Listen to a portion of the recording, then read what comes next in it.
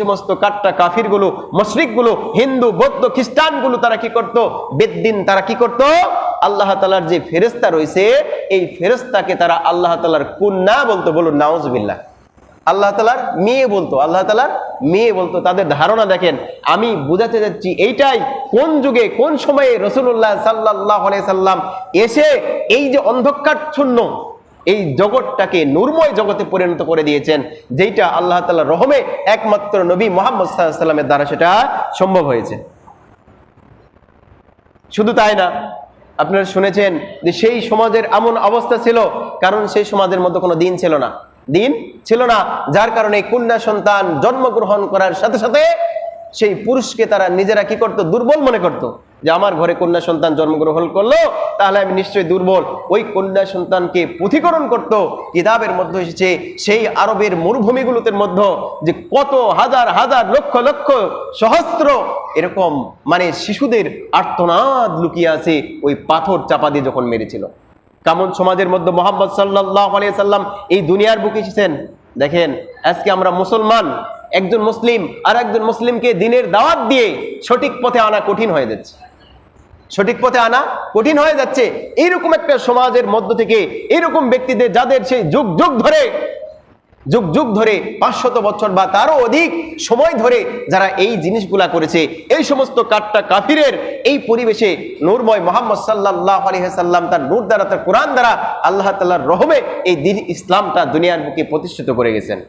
আল্লাহ রাসূল সাল্লাল্লাহু আলাইহি সাল্লামের সেই আবির্ভাবের পূর্বে সেই সময় জামানায় ছিল, নতুন কেউ যদি বিবাহ করত, ওই সমাজের মধ্যে সর্দার ছিল, বড় বড় যোদ্ধা ছিল, সাহসী ব্যক্তিরা ছিল, তাদের কাছে তাদের স্ত্রীকে রেখে আসতো। যখন তারা গর্ভবতী হতো সেখান থেকে নিয়ে আসতো। এরকম ভাবে এই সমাজের মধ্যে মুহাম্মদ সাল্লাল্লাহু আলাইহি ওয়াসাল্লাম কি করেছেন? আসছেন। আজকে দেখেন কাবা শরীফে কত সুন্দর করে হাজিরা কি করে, লাব্বাইক আল্লাহুম্মা লাব্বাইক, লাব্বাইক লা শারিকা লাকা লাব্বাইক পড়তে পড়তে কাবা শরীফটা প্রদক্ষিণ করে তাদের শরীরের মধ্যে থাকে কি? তাদের শরীরের মধ্যে থাকে দুই টুকরা কাপড় থাকে।